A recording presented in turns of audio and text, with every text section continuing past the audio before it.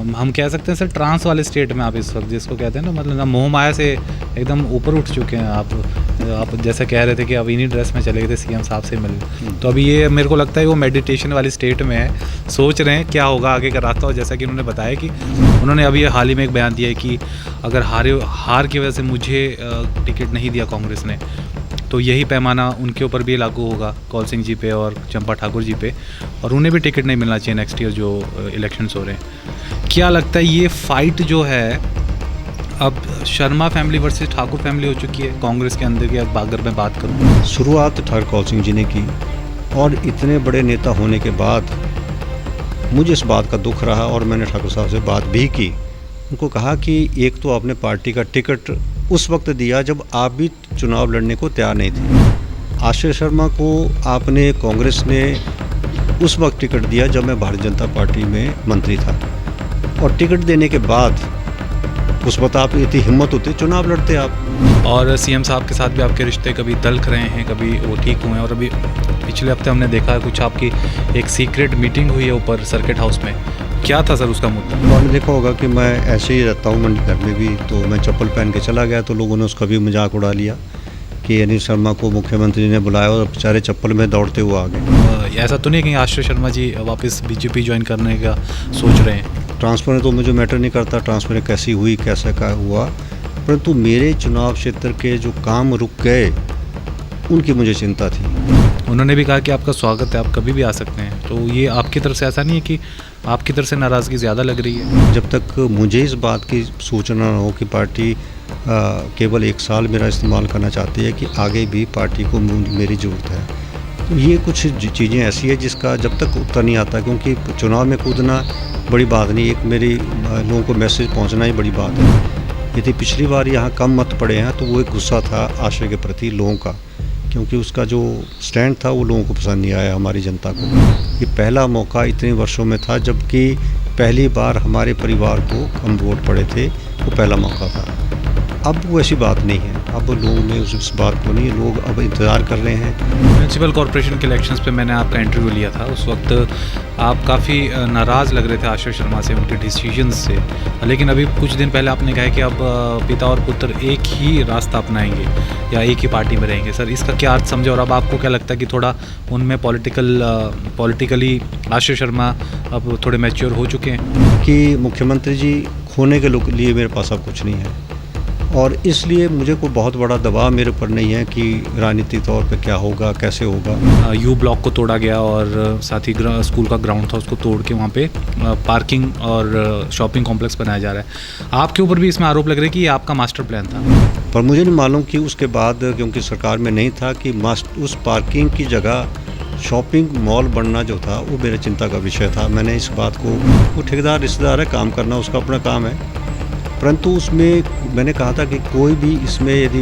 एक भी बात निकाल दे कि अनिल शर्मा के इसमें कोई हाथ है, तो मैं राजनीति से भी छोड़ने को तैयार हूँ। आपकी फिक्र सर कांग्रेस के लिए बहुत दिख रही है इस वक्त, आप वैसे आप बीजेपी के एमएलए हैं, क्या माना जाए कि आपका प्रेम अभी भी कांग्रेस के लिए उतना ही है? तो क्या लगता है महंगाई और इस पे सरकार को काफ़ी काम करने की ज़रूरत है, केंद्र और राज्य दोनों को? ज़रूर। सबसे बड़ा मुद्दा इस बात का है कि एक कोरोना जो हमारी ये बीमारी आई है, इस बीमारी से बहुत से लोगों का काम जो है बहुत कम हुआ है, चाहे टूरिज़्म है, चाहे दूसरे सेक्टर हैं, सभी कमें जो है आज सबकी जेबों में जो एक डायरेक्ट इनकम हमारे प्रदेश की थी उसमें कमी आई है। और जब उस कमी के बाद महंगाई हम चाहे हर चीज़ों की बढ़ती है, तो उससे भी लोग जो हैं उससे परेशानी तो होगी, क्योंकि हमारी आय के साधन तो कम हो गए और खर्चे वैसे हमारे और बढ़ते जा रहे हैं। तो इसलिए जो है एक चिंता का विषय, इसमें सरकारों को, सरकार चाहे प्रदेश की हो चाहे केंद्र सरकार हो, सबको आगे आना चाहिए। लोगों की जो है आज परिस्थितियाँ जो है लोगों की आज नाजुक बनी हुई, इसलिए सरकारों को सामने आना चाहिए। जब मैं कांग्रेस में विधायक था उस वक्त राजा वीरभद्र सिंह जी मात्र 12,000 वोटों से जीते थे और सेंटर में मंत्री बने थे, तो उस वक्त मंडी सदर से 8,000 की लीड थी। हालांकि मुझे भी कहा गया कि ये वक्त है, आप जो है इस वक्त जो है आप अपना मतलब निकाल सकते हैं, राज साहब कोई इसमें टाइट फाइट में है। तो मैंने कहा मैं पार्टी का सिपाही हूँ, और वही मैंने करके दिखाया कि उस वक्त यदि 8,000 लीड सदर से नहीं जाती तो लोकसभा का चुनाव वो हार सकते थे। वहाँ मतलब कहने का मतलब ये है कि उधर प्रतिभा जी की दिवाली ज़्यादा रोशन हो या ब्रिगेडियर साहब की, लेकिन एक बात श्योर है कि किसी भी परिस्थिति में आपकी दिवाली ठीक रहने वाली है। देखिए, इस दिवाली के बाद ही मेरी शुरुआत होगी। सत्ता का semifinal sponsored by Ratan jewellers Indira market Mandi, shop number 13 and 14, को स्पॉन्सर्ड बाय संकल्प क्लासेस नीर चौक, powered by Refresh Mattresses, India's #1 customer satisfaction brand with 99.5% satisfied customers. नमस्कार दर्शकों, स्वागत है आपका हमारी स्पेशल इंटरव्यू में। और आपको बता दें कि हमने एक स्पेशल सीरीज़ चलाई इलेक्शंस को लेकर, बाई इलेक्शंस को लेकर, जिसके स्पॉन्सर हैं Ratan jewellers Indira market, shop number 13 and 14, साथ ही संकल्प क्लासेस, IIT, नीट, कोई भी मेडिकल और इंजीनियरिंग का एंट्रेंस एग्ज़ाम देना उसकी तैयारी के लिए बहुत ही बेहतरीन संस्थान है। और साथ ही साथ हमारे पावर्ड बाय रिफ्रेश मैट्रेसेस, और बहुत ही बढ़िया मैट्रेसेस होते हैं इस कंपनी के। और आपको मालूम ही है, बड़ी कंपनी है। और देखिए, दिवाली पे इनका एक स्पेशल ऑफ़र भी चला हुआ है। तो मेरे राइट में आप देख सकते हैं इस वक्त अनिल शर्मा जी बैठे हैं, जो कि सदर से विधायक हैं, भाजपा से, सदर मंडी से। और इनसे जानेंगे, पूछेंगे कि अभी की जो हलचल हो रही है यहाँ पे, और जब भी इलेक्शन आते हैं तो शर्मा जी का जो परिवार है वो एकदम से सेंटर ऑफ अट्रैक्शन बन जाता है, खासकर मंडी वासियों के लिए। सर, पहला सवाल तो यही है कि जब भी इलेक्शन आते हैं सुखराम फैमिली सभी के केंद्र में हो जाती है, ऐसा क्यों होता है? नहीं, उसमें सबसे पहले तो सर आपका समय देने के लिए हमें बहुत बहुत शुक्रिया आपका जी। Thank you. आपका भी मैं धन्यवाद करता हूँ कि आपने लोगों के साथ रूबरू होने का मुझे मौका दिया जी। जो प्रश्न आपने पूछा है, क्योंकि वर्षों तक राजनीति में रहने से, एक परिवार हमारा जो वर्षों तक राजनीति में रहा, पंडित सुखराम जी ने अपने समय में जो काम किए और मुझे भी मौका मिला और अभी भी मौका है, जिसके माध्यम से मैं लोगों के बीच में जाकर लोगों के काम करने का प्रयास करता रहा हूँ। विकास काम ही हमारी पहचान रही हमारे परिवार की, जिसकी वजह से इतने वर्षों तक लोगों में उतार चढ़ाव होने के बावजूद भी एक विश्वास है लोगों को हमारे परिवार के प्रति। और वही कारण रहा कि जब भी चुनाव होते हैं, और ख़ासकर मंडी में लोकसभा के चुनाव भी दूसरी बार होने जा रहा है, तो उसका उपचुनाव है, उसकी वजह से भी एक लोगों की रहती है कि हम क्या करने जा रहे हैं। और इसलिए भी हो सकता है जो आपने प्रश्न पूछा उसके पीछे बैकग्राउंड ये भी हो सकता है। उतार चढ़ाव की आपने बात की, आपके काफ़ी उतार चढ़ाव रहे हैं जब से आप भाजपा में शामिल हुए हैं, और सीएम साहब के साथ भी आपके रिश्ते कभी तल्ख रहे हैं, कभी वो ठीक हुए हैं। और अभी पिछले हफ्ते हमने देखा कुछ आपकी एक सीक्रेट मीटिंग हुई है ऊपर सर्किट हाउस में, क्या था सर उसका मुद्दा? नहीं, सीक्रेट मीटिंग तो नहीं कह सकता हूँ, क्योंकि सारे कार्यकर्ता सर्किट हाउस में मीटिंग हुई, सारे कार्यकर्ता जो है वहाँ पर वो थे, वहाँ पर भारतीय जनता पार्टी के, क्योंकि चुनाव का कार्यक्रम चल रहा है। तो मुझे किसी ने उनको कहा कि आप मुख्यमंत्री जी आपको याद कर रहे हैं, तो मैंने उचित समझा कि हो सकता है कि वैसे कहा हो। मैंने फिर मुख्यमंत्री से फ़ोन किया कि क्या आप सचमुच मिलना चाहते हैं? कहते हाँ, आ जाइए आधे घंटे में सर्किट हाउस। तो आपने देखा होगा कि मैं ऐसे ही रहता हूँ घर में भी, तो मैं चप्पल पहन के चला गया, तो लोगों ने उसका भी मजाक उड़ा लिया कि अनिल शर्मा को मुख्यमंत्री ने बुलाया और बेचारे चप्पल में दौड़ते हुए आ गए। तो मैं अब इजी मूड में हूँ, चाहे राजनीतिक तौर से, चाहे मैं अपने इस तरीके से इजी मूड में रहता हूँ। और इसी कारण शायद मैं इसी तरीके से उनसे मिलने चला गया। और कुछ सीक्रेट नहीं कह सकता हूँ। उन्होंने कहा कि पार्टी के लिए काम करें चुनाव में, क्योंकि अब आपका बेटा चुनाव नहीं लड़ रहा है। पिछली बार आपके पास एक समस्या थी कि आप चुनाव में भाग नहीं ले सकते थे, अब वो बात नहीं है। तो मैंने उनसे कहा कि कुछ प्रश्न मेरे आपसे हैं जिसका जवाब, उचित जवाब देंगे आप, तो मैं निसंदेह जो है पार्टी का काम करूंगा। मेरे लिए कोई अब ऐसी समस्या नहीं है कि मैं पार्टी का काम ना करूं। तो उन्होंने इस बात को कहा कि एक मुख्यमंत्री के रूप में शायद मैं आपके इन बात का जवाब नहीं दे पाऊंगा, तो मैं हाईकमांड से बात करूंगा। और हाईकमांड से जो बात करके उचित आपके लिए जो मार्गदर्शन आगे के लिए होगा, क्योंकि 1 साल का जो चुनाव के लिए अब समय बचा है, और 1 साल के अंदर फिर हम चुनाव में विधानसभा के जाएंगे, तो उस वक्त के लिए एक जो आगे की रणनीति क्या होगी मेरे लिए, खासकर जो मैं इसलिए कहा, उसका मुझे पूर्ण रूप से आप बता दें, तो मैं फिर अपने लोगों को, क्योंकि अभी तो लोग पूछ रहे हैं कि आप क्या करने जा रहे हैं। तो मैंने जब तक मुझे एक बात सामने नहीं आती तो मैं लोगों को क्या कहूँ, और इसी कारण से मैं अभी तक जो है चुनाव प्रचार में और अपने लोगों के बीच में नहीं जा पा रहा हूँ। कब मुख्यमंत्री जो, क्योंकि मैंने भी सोशल मीडिया के माध्यम से सुना कि उन्होंने मेरी बात तो हुई नहीं, उसके बाद केवल सोशल मीडिया मैंने सुना कि वो कह रहे हैं कि अब हाईकमांड कहता है कि नीरज शर्मा पार्टी का काम करें। ये बात मैंने जो है सोशल मीडिया में उनके जो है उन्होंने कहा है।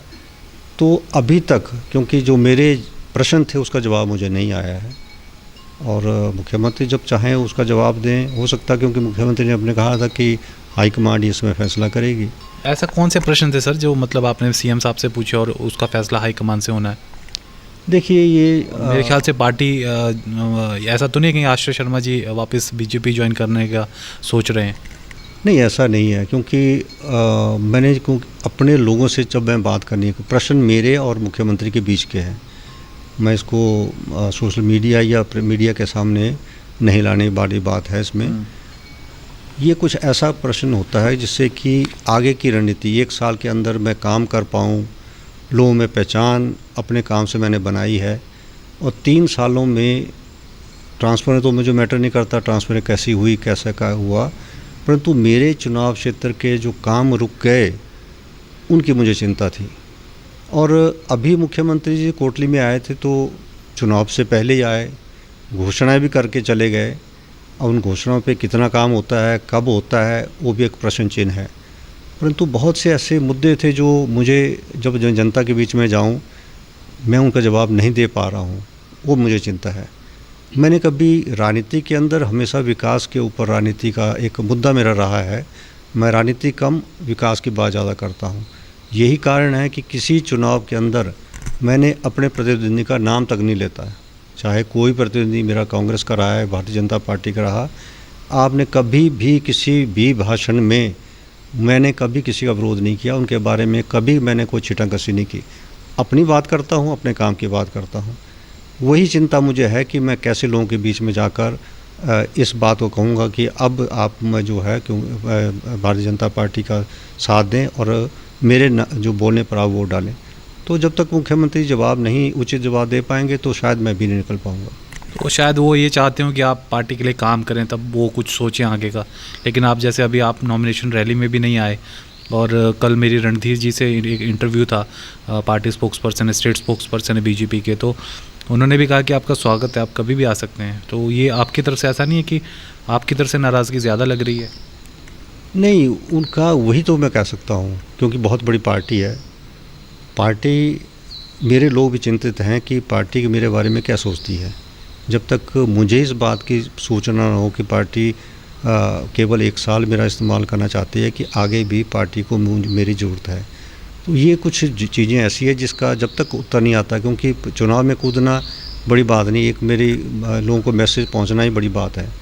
यदि पिछली बार यहाँ कम मत पड़े हैं तो वो एक गुस्सा था आश्रय के प्रति लोगों का, क्योंकि उसका जो स्टैंड था वो लोगों को पसंद नहीं आया, हमारी जनता को। ये पहला मौका इतने वर्षों में था जबकि पहली बार हमारे परिवार को कम वोट पड़े थे, वो पहला मौका था।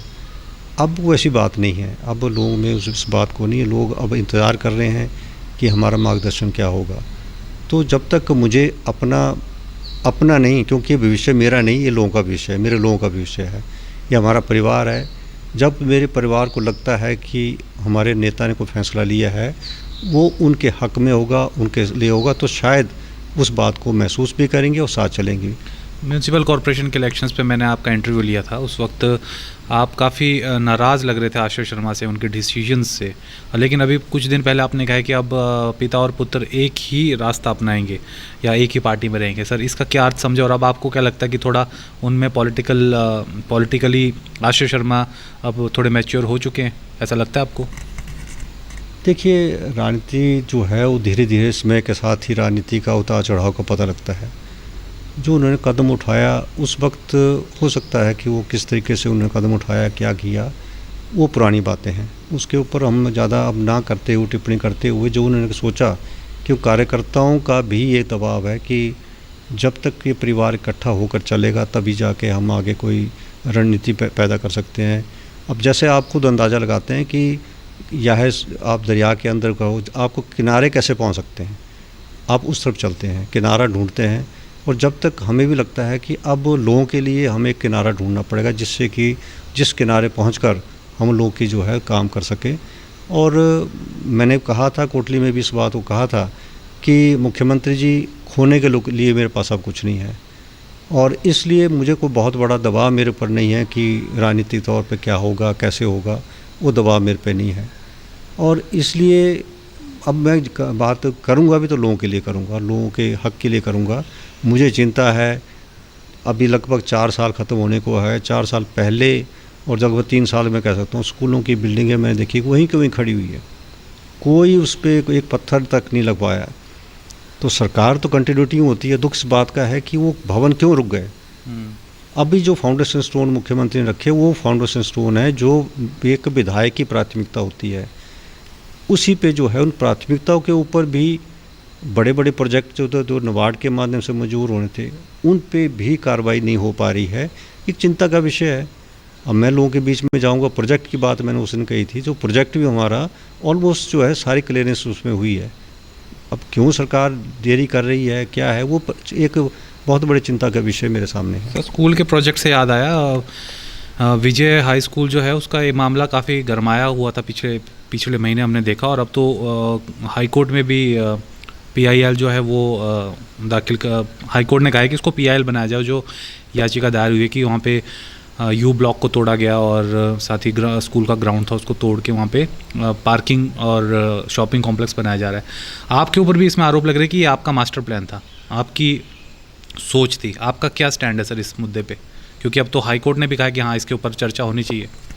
देखिए, यहाँ का स्थानीय विधायक होने के नाते मेरे पर दबाव हमेशा रहा कि कोई पार्किंग स्थल जो पार्किंग बनना चाहिए शहर के अंदर, और इसलिए मैंने पिछली सरकार के अंदर राजा वीरभद्र सिंह जी और हमारे आपने 2 पत्थर लगे हुए हैं, अभी तक भी लगे हुए हैं, एक DMX स्वीकृति में हमने जो है 2 जगह हम कम से कम 500 गाड़ियों की पार्किंग की व्यवस्था का हमने एक मास्टर प्लान बना के सब कुछ उसमें क्लैरिटी कर दी थी। अंत में NGT ने जो है उसमें जो बंदिश लगा दी, NGT ने बैन कर दिया, और मुझ पे दबाव था कि मैं शहर के अंदर कौन सी ऐसी जगह हो सकती है जहाँ NGT का दबाव हम पे ना हो। और मैंने फिर मुख्यमंत्री जी कहा कि U ब्लॉक जिसमें बच्चे कम हैं, और मैंने पूरा मास्टर प्लान बना रखा था कि जो बॉयज़ स्कूल है उसमें 1 स्टोरी ऐड करने से हमें वो स्कूल खाली पर है वहाँ पर हम पार्किंग बना सकते हैं। पर मुझे नहीं मालूम कि उसके बाद क्योंकि सरकार में नहीं था कि उस पार्किंग की जगह शॉपिंग मॉल बनना जो था वो मेरे चिंता का विषय था। मैंने इस बात को सोशल मीडिया के माध्यम से भी कहा, और ये कई बार लोगों ने कहा कि दाल में काला है, तो मैंने कहा दाल में काला भी हो सकता है क्योंकि मैं सरकार में नहीं हूँ। सरकार इसका जवाब दे सकती है कि दाल में क्या काला। यदि वो ठेकेदार मेरा रिश्तेदार है, वो ठेकेदार रिश्तेदार है, काम करना उसका अपना काम है। परंतु उसमें मैंने कहा था कि कोई भी इसमें यदि एक भी बात निकाल दे कि अनिल शर्मा के इसमें कोई हाथ है तो मैं राजनीति से भी छोड़ने को तैयार हूँ, क्योंकि मेरा सीधी राजनीति करता हूँ मैं, और ऐसी मुझे नहीं है कि वो अपने काम कर रहा है। और इसका शॉपिंग मॉल का तो मैं हमेशा विरोध करता रहा हूँ, क्योंकि इससे ट्रैफिक कंजेशन है वो जो है हमारे शहर में और बढ़ जाएगी। इतनी दुकानें बढ़ेगी, इतना वो कुछ होगा तो शायद तो स्कूल के साथ में मॉल एक बड़ी अजीब सी बात है। बहुत बहुत बहुत, क्योंकि मैं इसका विरोध किया है। अभी सरकार, क्योंकि सरकार इसमें कुछ नहीं कर रही है तो मैं भी क्या कर सकता हूँ, क्योंकि मैंने विरोध करने का मतलब मैंने तो सरेआम इस बात को कहा कि पार्किंग बनाना हमारी मजबूरी है, परंतु शॉपिंग मॉल बनाना जो सरकार, जब हम भ्यूली में इतना बड़ा पार्किंग कम्प्लेक्स बना सकते हैं सरकार के माध्यम से, तो क्यों शहर के बीच में क्यों नहीं बना सकते। ये मुझे प्रश्न है इस बात का भी मुझे, क्योंकि हमने भ्यूली में बना के बताया कि पार्किंग बन सकती है, सरकार पैसा दे सकती है, परंतु ये क्या मतलब हुआ कि आप उसमें जो है शॉपिंग मॉल बनाएं, ट्रैफिक को और ऊपर शहर के पार्किंग बनाने के वहाँ पक्ष में हैं, लेकिन आप शॉपिंग मॉल के पक्ष में नहीं हैं। बिल्कुल बिल्कुल बिल्कुल, मैं तो हमेशा जो स्टैंड मेरा है उसी स्टैंड पे मैं खड़ा हूँ। कौल सिंह जी और चंपा ठाकुर, इनके लिए बड़ी बयानबाजी हो रही है आशीष शर्मा की तरफ से। उन्होंने अभी हाल ही में एक बयान दिया है कि अगर हार की वजह से मुझे टिकट नहीं दिया कांग्रेस ने, तो यही पैमाना उनके ऊपर भी लागू होगा, कौल सिंह जी पे और चंपा ठाकुर जी पे, और उन्हें भी टिकट नहीं मिलना चाहिए नेक्स्ट ईयर जो इलेक्शंस हो रहे हैं। क्या लगता है ये फाइट जो है अब Sharma family versus Thakur family हो चुकी है कांग्रेस के अंदर की, अगर मैं बात करूं? नहीं, ये अभी नादानी है, बचपना है, उसने बोला तो बड़े पोलाइटली, और मुझे लगा अच्छा लगा कि उसने पोलाइटली जो है बड़े अदब से उसने उसका जवाब दिया है। शुरुआत ठाकुर कौल सिंह जी ने की, और इतने बड़े नेता होने के बाद मुझे इस बात का दुख रहा, और मैंने ठाकुर साहब से बात भी की। उनको कहा कि एक तो आपने पार्टी का टिकट उस वक्त दिया जब आप भी चुनाव लड़ने को तैयार नहीं थे। आश्रय शर्मा को आपने, कांग्रेस ने उस वक्त टिकट दिया जब मैं भारतीय जनता पार्टी में मंत्री था, और टिकट देने के बाद उस वक्त आप इतनी हिम्मत होती चुनाव लड़ते आपने भी इनकार कर दिया, तो कांग्रेस ने जो है आश्रय को, हमारे परिवार को टिकट देकर चुनाव में उतार दिया। एक ऐसे वक्त था जब एक तूफ़ान था, तूफ़ान के अंदर चुनाव लड़कर उसने कोशिश की, जितना एक बच्चा था, बहुत लंबा चौड़ा इलाका था, उसने उस कम समय के अंदर उसने चुनाव लड़ने का प्रयास किया। चलिए, पार्टी का फैसला था कि प्रतिभा सिंह जी एक सशक्त उम्मीदवार के रूप में जो थी कांग्रेस ने उतारा। आपको चाहिए था, आप पार्टी के सीनियर नेता हैं, आपको चाहिए था कि आश्रय को, बच्चा है वो, उसको पलोसते, उसको ढंग से बोलते। यदि वो 4 लाख वोट से हारा है तो कांगड़ा का 5 लाख से हारा हुआ, वो तो एमएलए है। बड़े बड़े जो आज मतलब वो प्रश्न इस बात का नहीं था, भी आश्रय ने इस बात को कहा। मतलब आप ये कहना चाहते हो डीमोरलाइज करते हैं आश्रय शर्मा को? जी, मैं इस बात कर कि पार्टी का वो एक आगे आने वाला, यदि पार्टी के साथ जुड़ा है, काम कर रहा है, तो ठाकुर कौल सिंह जी को मैंने कहा कि आपको शब्दों के बाण छोड़ने की जगह आपको पार्टी को स्ट्रेंथन करने, क्योंकि ये वक्त नहीं था। इस टाइम प्रतिभा सिंह कांग्रेस की उम्मीदवार है, हर वोट काउंट करता है, और पंडित सुखराम जी चाहे बुजुर्ग हैं, उस बुजुर्ग की हैसियत में भी वो एक पार्टी के लिए बहुत एसेट्स रहे हैं कांग्रेस के लिए, उनकी अपनी एक छाप है लोगों के बीच में। और इस तरीके से बीच चुनाव के अंदर ऐसी बात करना जो है वो ठीक भी नहीं था, और मैं चाहता हूँ अब ये चीज़ें नॉर्मल होनी चाहिए। यदि चुनाव के अंदर इन चीज़ों को हम ज़्यादा खींचने का अब फ़ायदा नहीं है, क्योंकि बच्चे हैं, बच्चे आजकल बोल देते हैं, तो कम से कम हमें इस बात को रिस्ट्रेन करना चाहिए कि हम इन मुद्दों को आगे ना ले जाएं। आपकी फ़िक्र सर कांग्रेस के लिए बहुत दिख रही है इस वक्त। आप वैसे आप बीजेपी के एमएलए हैं, क्या माना जाए कि आपका प्रेम अभी भी कांग्रेस के लिए उतना ही है? नहीं, देखिए, बात है कि ये प्रेम की बात नहीं है, चुनाव है, हर कोई अपने मुद्दों पे जो है चुनाव लड़ने की कोशिश करता है। कांग्रेस पार्टी किस मुद्दों पे जा रही है, भारतीय जनता पार्टी किस मुद्दों पे जा रही है, ये लोग तय करेंगे। मेरा झुकाव होने की बात नहीं कि मैं किस के झुकाव पे जो है बात करने, मैं सीधी तौर पे बात करता हूँ। मतदाता बहुत समझदार है, मतदाताओं को समझाने की ज़रूरत नहीं है। मतदाता समझते हैं कि उनके लिए कौन अच्छा है, कैसे अच्छा है, कब अच्छा है, वो फैसला मतदाता करेंगे।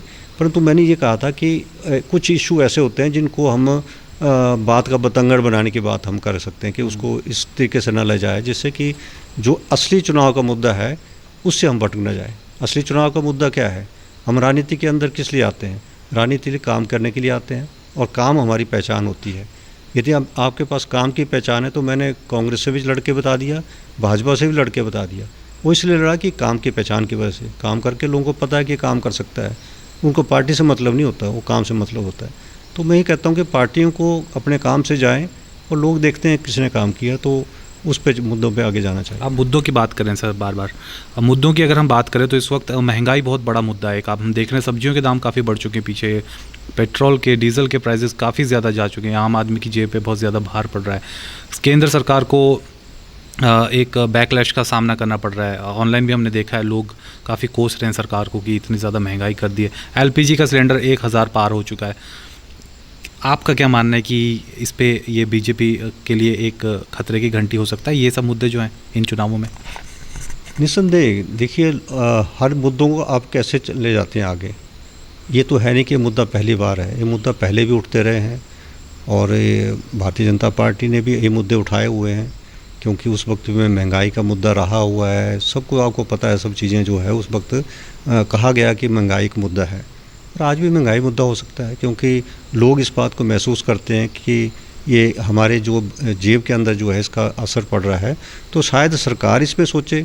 मुख्यमंत्री कहते हैं कि मुद्दा तो है ये, और मुद्दा लोगों को लगेगा तो चुनाव में दिखाई देगा, नहीं लगेगा तो चुनाव का रिजल्ट कोई अपने हिसाब से रहेगा। आपको क्या लगता है महंगाई और इस पे सरकार को काफ़ी काम करने की ज़रूरत है, केंद्र और राज्य दोनों को? ज़रूर। सबसे बड़ा मुद्दा इस बात का है कि एक कोरोना जो हमारी ये बीमारी आई है, इस बीमारी से बहुत से लोगों का काम जो है बहुत कम हुआ है, चाहे टूरिज़्म है, चाहे दूसरे सेक्टर हैं, सभी कमें जो है आज सबकी जेबों में जो एक डायरेक्ट इनकम हमारे प्रदेश की थी उसमें कमी आई है। और जब उस कमी के बाद महंगाई हम चाहे हर चीज़ों की बढ़ती है तो उससे भी लोग जो हैं उससे परेशानी तो होगी, क्योंकि हमारी आय के साधन तो कम हो गए और खर्चे वैसे हमारे और बढ़ते जा रहे हैं। तो इसलिए जो है एक चिंता का विषय, इसमें सरकारों को, सरकार चाहे प्रदेश की हो चाहे केंद्र सरकार हो, सबको आगे आना चाहिए। लोगों के जो है आज परिस्थितियाँ जो है लोगों की आज नाजुक बनी हुई, इसलिए सरकारों को सामने आना चाहिए इसमें। सर वापस आते हैं हम घूम के आपके और आश्रय जी के ऊपर, और वही बात मैं फिर से आपसे एक सवाल पूछना चाहूँगा। आप बीजेपी की नॉमिनेशन रैली में नहीं जाते हैं, अभी आप उनका प्रचार भी नहीं कर रहे हैं, बीजेपी के एमएलए हैं आप जबकि, और दूसरी तरफ आश्रय जी कांग्रेस पार्टी के साथ जुड़े हुए हैं। उन पिछली बार लोकसभा का उन्होंने इलेक्शन लड़ा है कांग्रेस पार्टी की तरफ से, लेकिन वो भी नॉमिनेशन रैली में नहीं जाते हैं प्रतिभा जी की। तो मतलब आपने, और दूसरा आपने एक जो बयान दिया पीछे कि अब आप और आश्रय एक ही पार्टी में रहेंगे, तो पार्टी तो अब कहीं भी आपकी, मतलब दोनों की नाराज़गी आपकी अपनी अपनी पार्टी से हो चुकी हैं, तो अब क्या विकल्प तलाश रहे हैं आप? नहीं, जो मेरी बात आप कह रहे हैं, क्योंकि मैं इसलिए नहीं गया कि एक तो मुझे बुलाया नहीं गया था, दूसरी बात है कुछ प्रश्न मैंने कहा था। अच्छा, आपको नॉमिनेशन रैली में बुलाया नहीं? नहीं, मुझे नहीं बुलाया था, पर जैसे भी, क्योंकि इन्होंने मेरे विधानसभा क्षेत्र के अंदर दफ्तर भी खोल रहे हैं तो मुझे नहीं सूचित करते हैं, तो दफ्तर भी खोल रहे हैं, सो जो भी पार्टी का चल रहा है काम, तो एक तरह से और मुझे इस बात का डर है कि जब भी मैं पीछे भी गया कार्यक्रम में तो कुर्सी तक नहीं मिलती थी, तो मुझे लगता है कि मेरी अनदेखी हो ना हो, इसलिए मैं जो है दूर बैठा रहता हूँ। और मैंने जो कहा कि कुछ प्रश्न मैंने मुख्यमंत्री से कहेंगे, जब वो आएंगे तो उसके स्तर पे जो काम करने का मैं प्रयास करूँगा। जहाँ तक आश्रय शर्मा की बात है कि उसको कोई वायरल इन्फेक्शन हो गया था दिल्ली में, जो उसकी वजह से उसको सुनने में और नाक में भी एक प्रॉब्लम आ गई थी। तो वो मेडिकल ग्राउंड पे जो है उसका मुझे फ़ोन आया था कि मैं इस वजह से नहीं आ पा रहा हूँ। आज ही वो जो है दिल्ली से यहाँ पर आ रहा है, और मुझे नहीं मालूम क्योंकि वो कांग्रेस पार्टी का अपना मुद्दा है, कैसे वो क्या बात है, परंतु वो मेडिकल ग्राउंड पे जो था उस टाइम वो नहीं आ पाया था। आश्रय प्रचार कर रहे हैं प्रतिभा जी का? निसंदेह करेंगे, मुझे नहीं मालूम है, क्योंकि वो तो आश्रय जवाब दे सकता है, परंतु पार्टी ने तो पार्टी के लिए जो मैं समझता हूँ कि उनको प्रचार के लिए यदि पार्टी कहेगा तो करेगा, क्योंकि राजा वीरभद्र सिंह जी भी, जैसे ठीक विक्रमादित्य ने कहा कि वो भी प्रचार में उतरे थे, तो पार्टी में जब रहना है, मैं भी ईमानदारी से काम करने का प्रयास करता हूँ। हालांकि मुझे एक प्रश्न पूछा था कि आपका क्या रोल रहेगा, मतलब जब मैं कांग्रेस में विधायक था उस वक्त राजा वीरभद्र सिंह जी मात्र 12,000 वोटों से जीते थे और सेंटर में मंत्री बने थे, तो उस वक्त मंडी सदर से 8,000 की लीड थी। हालांकि मुझे भी कहा गया कि ये वक्त है, आप जो है इस वक्त जो है आप अपना मतलब निकाल सकते हैं, राज साहब को इसमें टाइट फाइट में है। तो मैंने कहा मैं पार्टी का सिपाही हूँ, और वही मैंने करके दिखाया कि उस वक्त यदि 8,000 लीड सदर से नहीं जाती तो लोकसभा का चुनाव वो हार सकते थे। तो वो है कि जब पार्टी के साथ जुड़ना है तो ईमानदारी से जुड़ना है, मेरा तो ये मानना रहा है। सर दिवाली है इलेक्शन के रिज़ल्ट के 2 दिन बाद, आपका क्या लगता है किस पार्टी की दिवाली ज़्यादा रोशनी वाली होने वाली है? देखिए, हिमाचल की जनता का कोई जवाब नहीं दे सकता है। आदमी कुछ असर करता है, लोग मतदाता जो है बहुत समझदार हो चुके हैं। मतदाताओं का मन टटोलना जो है वो खासकर नेताओं का अब बस से बाहर हो चुका है। तो किसकी दिवाली होती है वो तो फिर मैं जैसे किसका कह सकता हूँ, मैं तो भारतीय जनता पार्टी का विधायक हूँ, मैं तो भारतीय जनता पार्टी की बात करूँगा, परंतु फिर भी लोगों का जो है क्या मत रहता है। आप चाहते ब्रिगेडियर साहब जीतें? बिल्कुल, यदि पार्टी का सिपाही हूँ तब तो करूँगा, पर काम लेंगे वो तो अलग बात है, परंतु किन मुद्दों पे लोग मत डाल देते हैं जब करते हैं वो तो फिर लोगों पे डिपेंड करेगा। वहाँ मतलब कहने का मतलब ये है कि उधर प्रतिभा जी की दिवाली ज़्यादा रोशन हो या ब्रिगेडियर साहब की, लेकिन एक बात श्योर है कि किसी भी परिस्थिति में आपकी दिवाली ठीक रहने वाली है। देखिए, इस दिवाली के बाद ही मेरी शुरुआत होगी। इस दिवाली के बाद लोगों का क्या मत रहेगा तो शायद उसके बाद मैं अपना अभियान शुरू करूँगा कि लोगों का मुझे क्या डायरेक्शन है। और एक लड़ाई तो मैंने कहा कि रुकूंगा नहीं, चलूँगा तो है, और लोगों के लिए जो है रास्ता ढूंढने की कोशिश करूँगा दिवाली के बाद। और अगले वर्ष चुनाव है, उस वर्ष चुनाव के अंदर लोगों का क्या रवैया रहता है उसके ऊपर हमने। अनिल शर्मा जी के असली धमाके दिवाली के बाद शुरू होंगे? धमाके तो मैं कम करता हूँ, दिमाग में भी ज़्यादा विश्वास नहीं करता हूँ, मैं काम पे करता हूँ। जी, दिवाली से एक और चीज़ याद आई, अब थोड़ा लाइट नोट के साथ इंटरव्यू को रैप अप करते हैं। आयुष की फिल्म आ रही है आपके छोटे बेटे की दिवाली पे, और जो कि सलमान खान प्रोडक्शंस है, सलमान खान खुद उसमें एक्टिंग कर रहे हैं। क्या नाम है सर उसका? अंतिम नाम से वो फिल्म आ रही है। क्या कहना चाहेंगे सर उस पर? आप जाएंगे प्रीमियर पे उस फिल्म के? हाँ, क्योंकि 2 साल के लंबे समय के बाद जो है उसकी पिक्चर जो दोबारा कोई नई पिक्चर आई हुई है, और मैंने उसका थोड़ा सा देखा था जब मैं मालदीव गया था। ट्रेलर पिता का बर्थडे तो देखा मैंने उसका। मुझे एक पिता होने के वजह से मुझे उसके काम पे लगता है कि बहुत बड़ा कॉन्फिडेंस उसमें आया है, और अच्छा एक रोल उसने उसमें करने का प्रयास किया है। और उससे 2 सालों के अंदर उस शरीर को बनाना और सलमान के सामने लड़ना, एक मैंने वो लड़ाई देखी उनकी, तो मुझे लगता है कि कहाँ पठान कहाँ शर्मा। तो ये बहुत बड़ा एक मेरे को लग रहा था कि कैसे ये बात हुई होगी, पर उस बच्चे ने 2 सालों में पठान तो नहीं बन पाया, पर शर्मा भी ऐसा बना कि अच्छा लगा मुझे। और अच्छी उसने मतलब उसके ऊपर खड़ा होना है उसके लिए बहुत बड़ा चैलेंज था सलमान के सामने, परंतु मैंने देखा कि उसने बहुत अच्छा और कॉन्फिडेंट है। और इस एक बाप होने के से मुझे लगता है कि बेटे ने जो रास्ता चुना है, अब उसकी जो पहली पिक्चर में मैं उसका कॉन्फिडेंट था, मुझे लगता है कि नया है, पर इस पिक्चर से मुझे लगता है कि अब वो चल पड़ा बस इस लाइन में, जो उसको कॉन्फिडेंट था और जिस तरीके से उसने की है पिक्चर, तो अच्छा लगेगा कि मतलब एक अच्छा, मैं वो खुशी की चमक आपके आंखों में देख सकता हूँ आज आयुष को लेकर कर। देखिए ऐसा है कि हमारे परिवार, जैसे आपने कहा कि कभी इधर उधर सुर्खियों में रहता रहा है, परंतु मुझे उसके भविष्य में लगता है कि बहुत मेहनत उस बच्चे ने की है। यहाँ भी मतलब जब भी आया था 1 महीने के लिए, तो 1 महीने के जिम में ले आया बॉम्बे से यहाँ पर हमारे घर में जिम लगा के, हालांकि उस जाने के बाद हम तो नहीं जिम में जाते, पर देखा उसने कि कितना उसने अपने को बॉडी बनाने में, सेवर एक्टिंग करने में, पॉलिश करने में बहुत मेहनत की है बच्चे ने। और रिजल्ट क्या रहता है लोगों के आगे, परंतु मुझे लगता है कि अब चल पड़ा है, जैसे मैंने कहा। आएंगे मंडी, आएंगे आयुष शर्मा? देखिए कोई कह नहीं सकता, उनकी अपनी लाइफ ऐसी है कि वो समय कम निकाल पाते हैं। वो अभी इस पिक्चर के बाद शायद उसके और पिक्चरों के भी अभी काम आने शुरू हो गए क्योंकि इसके बाद, तो मैं सोचता हूँ व्यस्तता उसकी बनी रहे, और जब व्यस्तता से थक के वो कभी घर आए, क्योंकि घर भी हमने हिसाब से बनाया कि बच्चे आके रिलैक्स करें। हालांकि इसमें यही कोशिश रहे कि आके बच्चे इसमें आए थे पीछे तो बहुत अच्छी तरह रहे दोनों, और पिता बच्चे सब आए।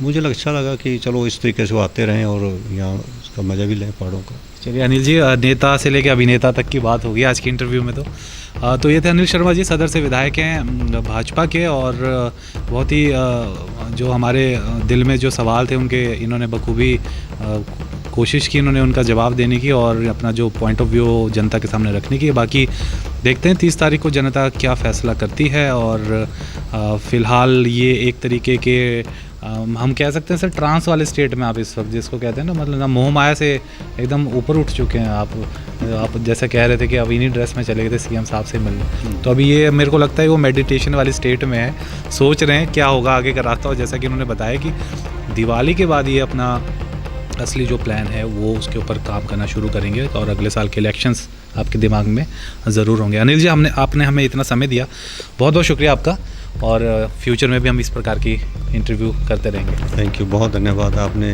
लोगों के बीच में मेरे को लाए और अपनी बेबाक बातें मैंने लोगों से शेयर की है। चलिए, थैंक यू सर। फेसबुक पर पोल स्टार हिमाचल का पेज लाइक करें और यूट्यूब पर हमारा चैनल सब्सक्राइब करना ना भूलें।